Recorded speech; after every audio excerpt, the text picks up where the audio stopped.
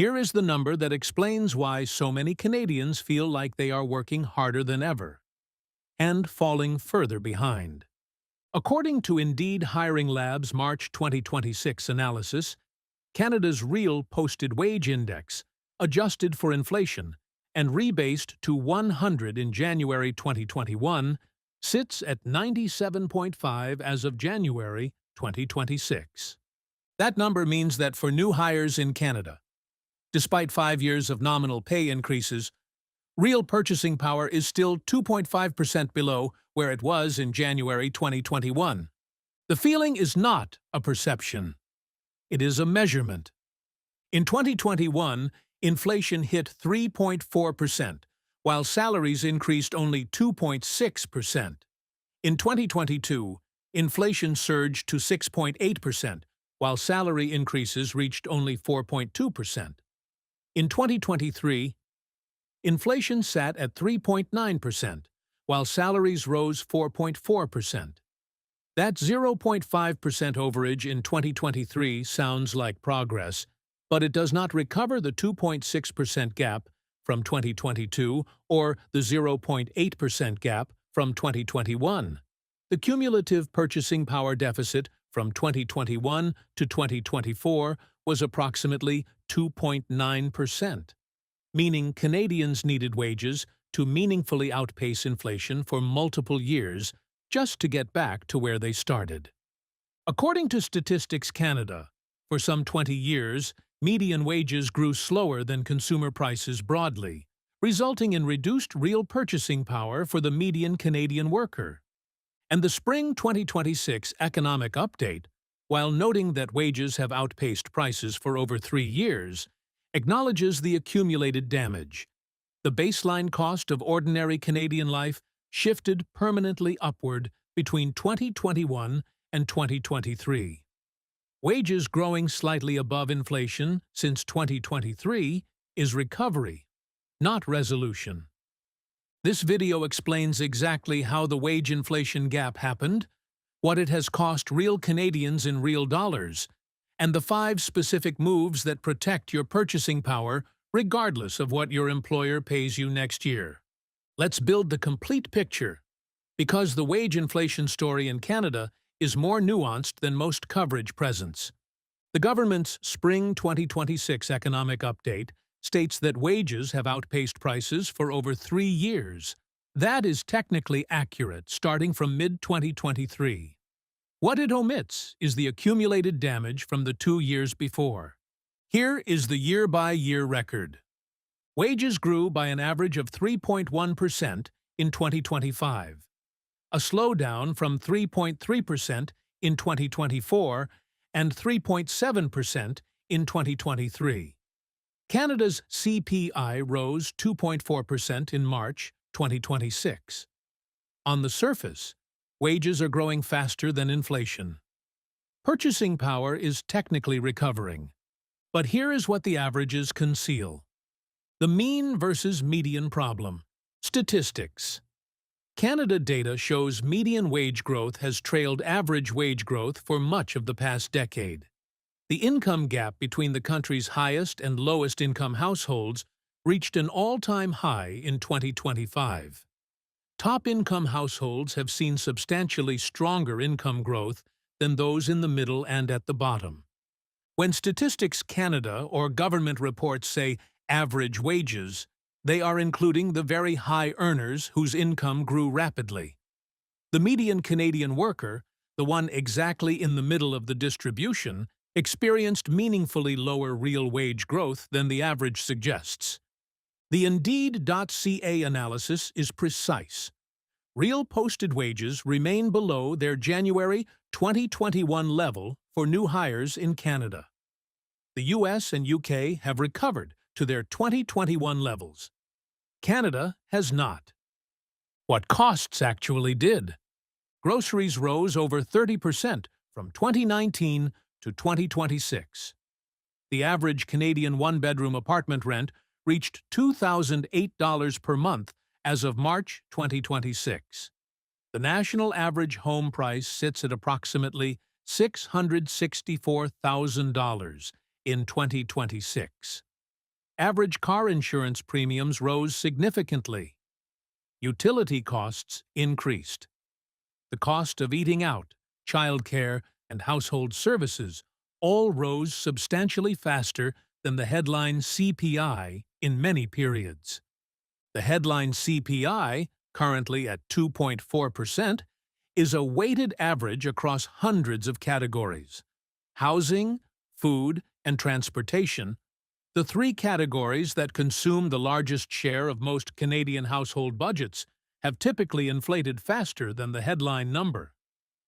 The real purchasing power test: a Canadian earning $67,000 in 2021 would need approximately $75,800 in 2026 to maintain equivalent purchasing power, a 13.1% increase, based on cumulative CPI growth from 2021 to 2026. If their actual salary grew from $67,000 to $73,000 over that period, a 9% nominal increase, they have experienced a real purchasing power decline of approximately 4 percentage points. Their salary is higher. Their life is more expensive. Their standard of living, in real terms, has declined. Action step: calculate your own real wage change. Find your 2021 salary. Calculate what it would be today if it had kept pace with cumulative CPI. Compare that to your actual 2026 salary. The difference, positive or negative, is your personal purchasing power change over 5 years. Understanding the wage side is only half the picture. Here is the cost side: the specific expenses that have risen fastest and hit the median Canadian household hardest. Housing, the most severe cost increase. The national average home price was approximately $530,000 in early 2020 and peaked at $816,720 in February 2022, a 54% surge in 2 years. By 2026, prices have moderated to approximately $664,000 nationally, still 25% higher than pre-pandemic. The average one-bedroom apartment in Canada reached $2,008 per month in March 2026. A household earning $67,000, spending $2,008 per month on rent, is allocating 35.9% of gross income to housing alone, well above the traditional 30% affordability guideline. Groceries, 30% more than 2019. Statistics: Canada data confirms grocery prices are over 30% more expensive than 2019. Coffee up 20.3%. Beef up 13.5%. The same weekly grocery run that cost $180 in 2019 costs approximately $235 in 2026. For a household buying groceries 52 times a year, that is approximately $2,860 more per year in food spending. A raise that does not cover $2,860 in additional grocery costs alone has not kept pace. Childcare, improving, but still significant. The Spring 2026 Economic Update notes the cost of childcare has fallen by nearly 30% between 2019 and 2025 nationally due to the federal child care program. This is a meaningful cost reduction for families with young children, worth thousands of dollars per year for eligible households. Cellular services, cut in half. Cellular service costs have halved over the same period, a genuine improvement in affordability in this one category. Transportation, rising. Car insurance premiums have risen substantially. Gas prices have been volatile, but trended higher than pre-pandemic. For Canadians who require a vehicle, transportation costs have increased meaningfully faster than wage growth. The household budget pressure test. A typical Canadian household in 2026 earning $93,000 gross, median household income, and spending on rent $2,008 plus groceries $500 plus transportation $550 plus utilities $200 plus insurance $150 equals approximately $3,408 per month in core expenses before any discretionary spending, savings, or debt payments. That is $40,896 per year in core costs, representing approximately 60% of the $67,200 median after-tax income.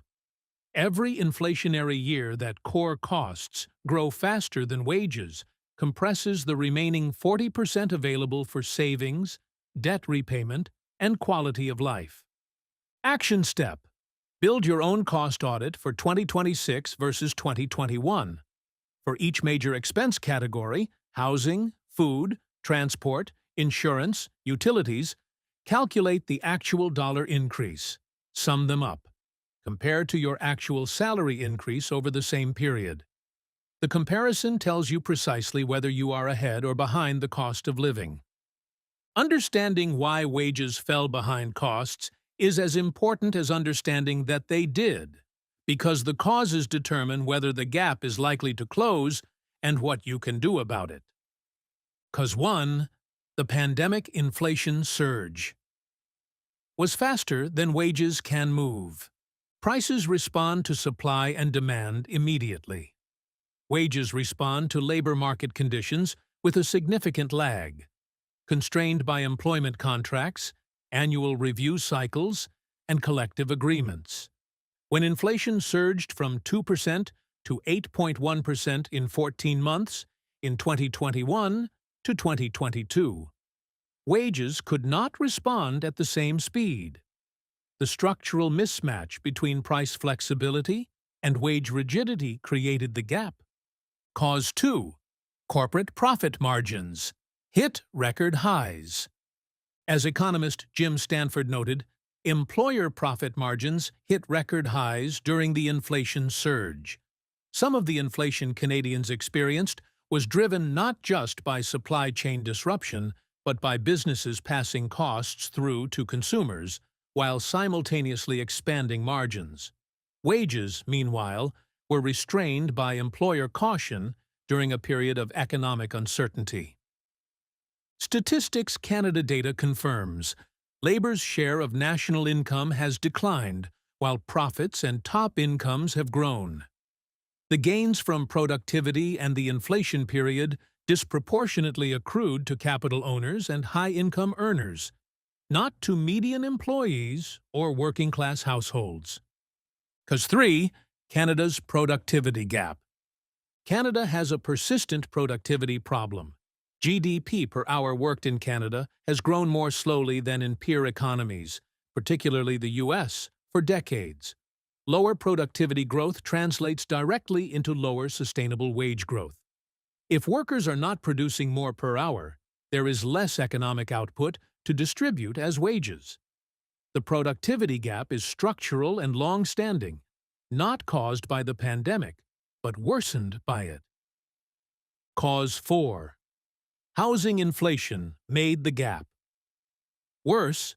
Even when wages grew nominally in line with general CPI, the housing component of the cost of living rose far faster. Housing is not weighted in the CPI at anything close to its actual share of Canadian household budgets, because CPI uses owner-equivalent rent rather than actual home prices for owned dwellings. As a result, the CPI understates the real cost of living increase experienced by younger Canadians in major cities, where housing consumes a far larger share of income than the CPI weighting assumes. Cause 5. The median versus mean problem. The wage growth that happened, primarily concentrated at the top of the income distribution, improved the national average while leaving most Canadian workers behind. A corporate executive receiving a 15% salary increase in the same year, a warehouse worker received 2%, produces a positive average that conceals a deeply unequal reality. Action step: identify which of these 5 causes most directly affects your own wage situation. Workers in unionized, productivity-growing industries in tight labor markets have the most leverage. Workers in declining productivity, non-unionized, goods-producing industries have the least. Understanding your position in the labor market is the first step to improving it. Here is where the wage inflation gap transforms from a macroeconomic discussion into a personal financial crisis. Because it operates through 3 specific mechanisms that silently erode wealth even when nominal salaries are rising. Silent Destroyer 1. The savings rate collapse. As the cost of living rises faster than wages, the first thing that gets compressed is savings. Statistics Canada confirmed Canada's household savings rate fell to 4.4% in Q4 2025, despite nominally rising incomes. The mechanism is direct.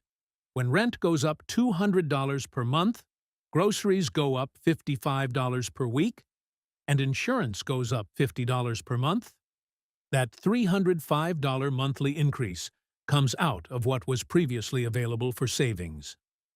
The savings rate collapses before lifestyle does.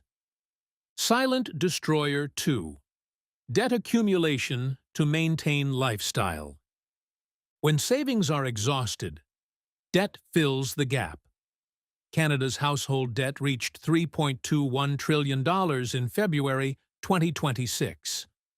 The household debt-to-income ratio sits at approximately 174%, the highest in the G7. Canadians are spending approximately 9% of disposable income on interest payments alone. When wages grow at 3% and costs grow at 4%, the 1% gap is often filled with credit. Year after year, the debt compounds, the interest drain grows. Silent Destroyer 3. The investment gap.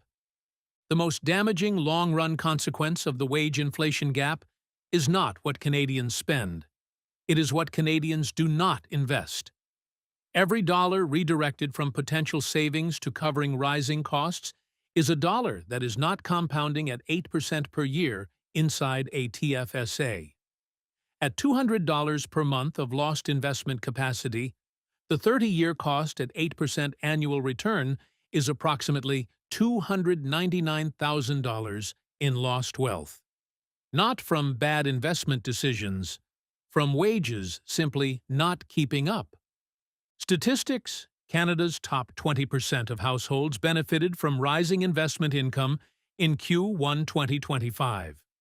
The bottom 40%, whose income is almost entirely wages, experienced the full impact of the wage-cost gap with no investment income to offset it. The compounding of disadvantage. The wage inflation gap does not just reduce purchasing power in the year it occurs. It reduces the savings rate. Lower savings means less invested. Less invested means less compound growth. Less compound growth means less wealth at retirement. Less wealth at retirement means more dependence on government benefits. Every year, the gap exists. It costs not just the current year, but all future years of compounding. Action step: calculate how much your savings rate has changed between 2021 and today. If it has fallen, identify what cost increase drove the reduction. That specific cost, whether it is rent, groceries, or transportation, is the most important target for your personal financial response. Here are the 5 specific moves that protect your purchasing power regardless of what your employer pays you next year. Because the most powerful financial leverage available to any Canadian is not their negotiating position with an employer. It is the asset column they build alongside their employment. Move 1. Negotiate your salary. Like the data says you should. The Indeed Hiring Lab report is explicit. Fully closing the purchasing power gap depends on posted wage growth continuing to outpace inflation. That does not happen automatically. It happens when workers understand their market value, come prepared with data, and negotiate accordingly. The Bank of Canada's Spring 2026 update notes that wages have outpaced prices for over 3 years. That means labor markets have been tight enough for wage growth to exceed CPI. If your personal salary has not exceeded CPI over the same period, you are underperforming a market that has been capable of paying more. Prepare your market data. Know the posted wage rate for your role on Indeed, LinkedIn, and Glassdoor. Request a review. Move 2. Build the asset column that grows faster than wages. The TSX returned 31.63% year-over-year to June 1st, 2026. The S&P 500 returned 17.7% in 2025. Wages grew 3.1%. The asset column grows at a rate your employment income never will. Every dollar added to a TFSA invested in XEQT or VDY at 8% to 10% annual return builds wealth that compounds independently of your employer's pay decisions. The gap between wage growth and asset growth over 30 years is the entire difference between financial freedom and financial dependence. Move 3. Audit every cost increase and respond strategically. Groceries up 30%. Buy more staples, reduce processed food, use loyalty points programs. Rent up significantly. Consider roommates, lower-cost cities, or rental negotiation. Transportation.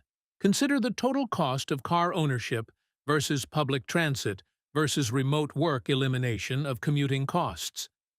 The Spring 2026 Economic Update confirms childcare is down 30% and cellular is down 50%. These are real savings most Canadians are not fully capturing because they have not renegotiated their plans recently. Move 4. Eliminate high-rate debt. That compounds the gap. At 9% of disposable income going to debt interest, Canadian households are paying approximately $6,300 per year per median household in interest that builds zero wealth. Eliminating a $7,000 credit card balance at 20.99% saves $1,469 per year. Guaranteed. That $1,469 redirected into a TFSA at 8% for 30 years is $179,000 in lost wealth recovered. Move 5. Protect against future inflation. With real assets, the lesson of 2021 to 2023 is that inflation can surge rapidly, and wages cannot respond fast enough. The best protection is assets that appreciate with or ahead of inflation: equities, real estate, dividend-growing companies. VDY's dividend income grows approximately 4.6% per year, ahead of the current 2.4% CPI. An investment portfolio growing at 8% is a more reliable inflation hedge than hoping your employer grants an above CPI raise. Action step. This week, complete moves 1 and 2. Look up the current posted wage for your exact role on Indeed or LinkedIn. Compare to your current salary. If there is a gap, prepare your case. Then, open your TFSA. Set up an automated monthly purchase of XEQT or VDY. The asset column that grows independently of your employer is the most powerful financial protection against the wage inflation gap. Let's come back to where we started. Canada's real posted wage index sits at 97.5, 2.5% below January 2021 levels for new hires. For 20 years, median wages grew slower than consumer prices. In 2021 and 2022, the gap accelerated dramatically. Since 2023, wages have nominally outpaced inflation. But the permanent upward shift in the cost of living means Most Canadians have not fully recovered the purchasing power they held in 2020. Groceries are 30% more expensive. Rent is $2,008 per month nationally. The household debt-to-income ratio is 174%. The savings rate is 4.4%.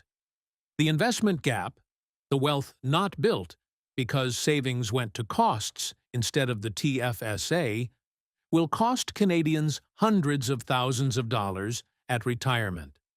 The wage inflation gap is real. It is structural, and it is not primarily solved by waiting for employers to give better raises. It is solved by building income sources that do not depend on an employer's pay scale. The TSX returned 31.63% in the year to June 2026. The S&P 500 returned 17.7% in 2025. A TFSA invested in XEQT at 8% annually doubles every 9 years. A VDY dividend portfolio grows its income 4.6% per year, ahead of the current CPI. The wages your employer pays grow at 3%. The asset column you build grows at 8% to 31%. Over 30 years, that gap is the entire difference between financial freedom and financial dependence. Your employer controls your salary. You control your asset column. Build it.